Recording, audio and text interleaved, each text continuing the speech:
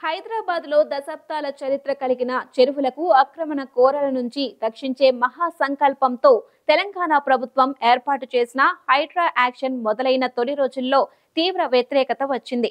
ఎంతలా అంటే Hydraa high speed action ఏకంగా రేవంత్ రెడ్డి ప్రభుత్వంపై తీవ్ర విమర్శలు వ్యక్తమవ్వడమే కాదు, ప్రతిపక్షాలకు పోరాట అస్త్రాలను ఇచ్చింది.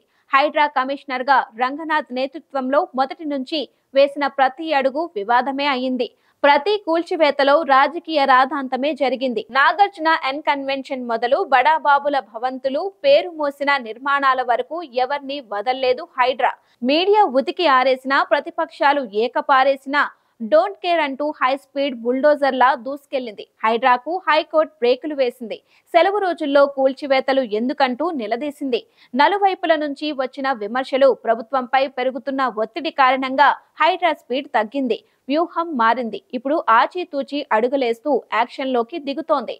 హైడ్రా కూల్చివేతల వల్ల ఎంతో మంది ఇళ్లు కోల్పోయారు. భారీ భవనాలు పేక మేడల్లా కూలిపోయాయి. ఇంత జరుగుతున్న హైడ్రా మాత్రం మా లక్ష్యం చెరువుల పునరుద్ధరణ, భావితరాల భవితవ్యం అంటూ చెప్పుకొస్తోంది. నేటికి అదే సంకల్పంతో ముందుకు సాగుతోంది. తాజాగా జరిగిన ఓ ఘటన హైడ్రా లక్ష్యం సరైనదే, విమర్శలను ఎదిరించినా చేసిన పనిలో న్యాయమైందే అని నిరూపించింది. బతుకమ్మ కుంట చెరువు హైడ్రా చర్యలను సమర్థించింది.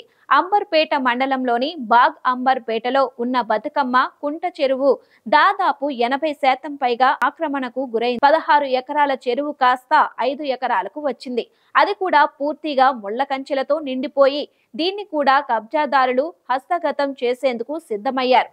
ఇందులో స్థానికులు సమస్యను హైడ్రాకు చేరవేశారు. మా బతుకమ్మ కుంటను బతికించండి అంటూ వేడుకున్నారు. రంగంలోకి దిగిన హైడ్రా బుల్డోజర్లు ఈసారి చెరువు ఆక్రమించి ప్రాంతాన్ని వదిలేసి మిగతా ప్రాంతంలో ముళ్ల కంచెలు తొలగించేందుకు రెడీ అయింది. అలా బుల్డోజర్లు భూమిని తాకగానే గంగమ్మ ఉబికి వచ్చింది. ఇన్నాళ్లు నన్ను మింగిన ఆక్రమణలు, కబ్జా తిమింగలాల నుంచి రక్షించడానికే వచ్చావా హైడ్రా అంటూ ఆనందంతో పరవళ్లు తొక్కింది. ఇక్కడ చెరువు లేదు అన్న వాళ్ళు నోళ్లు ముయించేలా బతుకమ్మ కుంటలో దాగిన నిజం వెలుగులోకి వచ్చింది.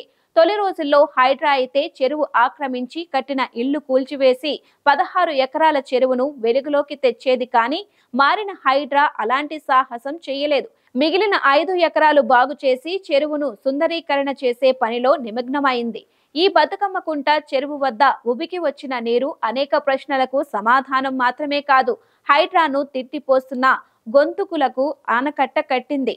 అందుకే విమర్శించిన గొంతులు సైతం ఇప్పుడు వారేవా హైడ్రా అంటున్నాయి.